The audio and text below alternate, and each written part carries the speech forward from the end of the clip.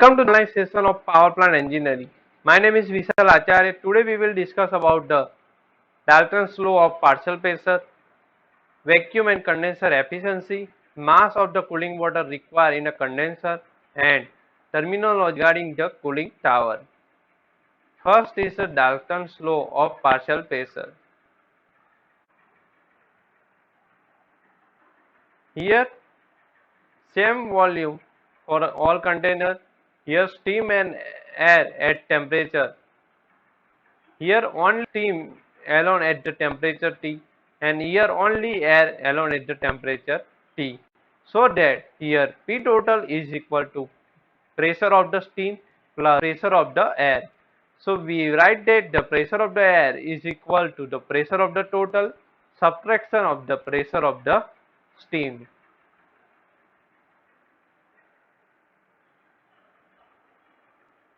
Second is the vacuum efficiency. Dalton's law is also called the Dalton's law of partial pressure. State that in the mixture of the non-reacting gases and the total pressure extracted is equal to the sum of the partial pressure of the individual gas.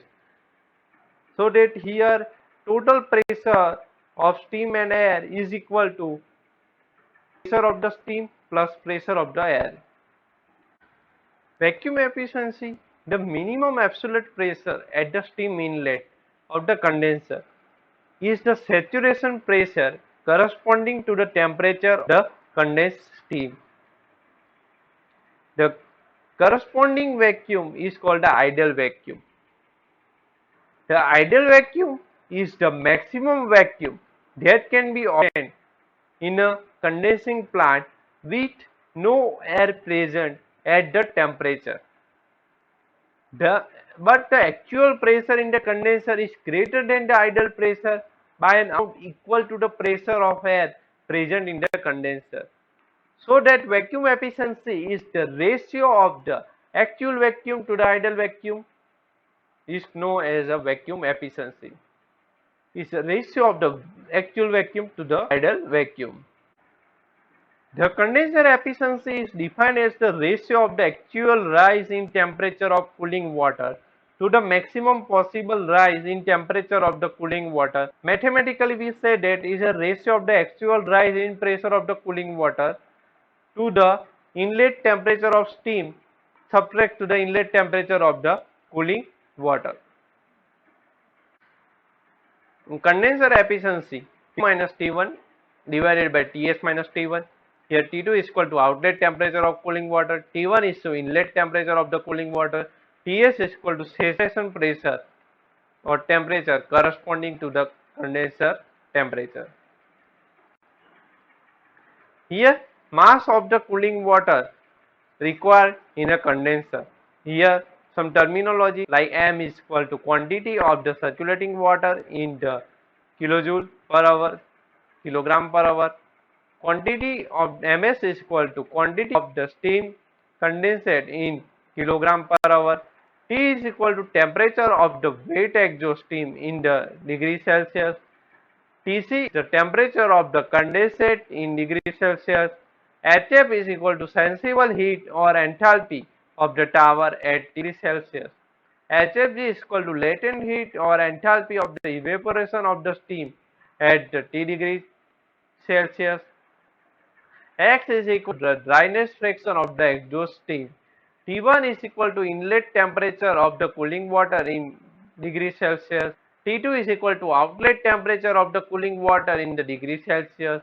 Sc is equal to sensible heat or enthalpy of the condensate, and Cw is equal to specific heat of the cooling water.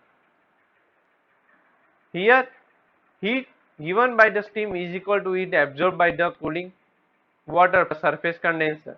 Here heat given by the steam is equal to Ms mass of the stream cross the HF plus Hg minus Sjs.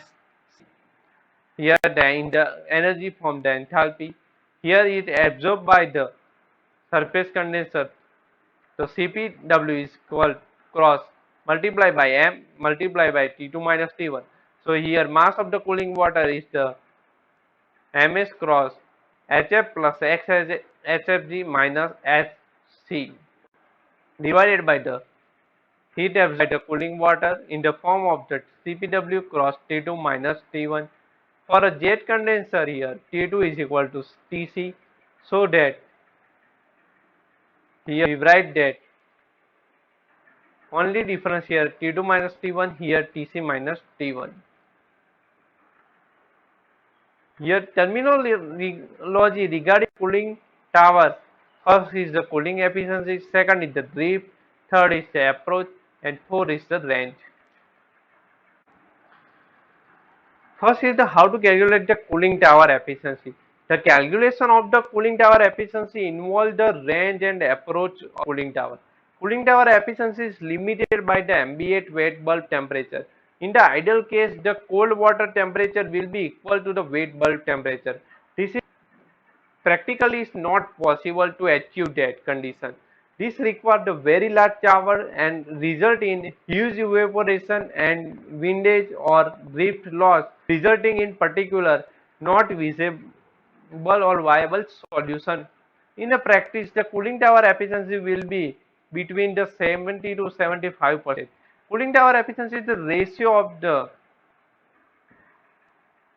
in hot water temperature subtract the cold temperature divided to the hot water temperature subtract to the wet bulb temperature, or simply we say that it is the ratio of the range upon the range plus approach. In the summer and the ambient air, wet bulb temperature releases when compared to the winter, thus limiting the cooling tower efficiency. Second is the drift. Drift can be defined as the water that is emitted along with the exhaust air of the cooling tower. Next, cooling tower approach. The difference between the cooling water temperature, cooling tower outlet condition, and the ambient wet bulb temperature is called the cooling tower approach. Simply say that the cooling water temperature subtract the wet bulb temperature. Cooling tower approach is the indicator of the performance. Next is the cooling tower range. The difference between the hot temperature for cooling water inlet condition and the cold water temperature for the cooling tower outlet condition is called the cooling tower range. Means the hot water temperature minus the cold water temperature is called the range.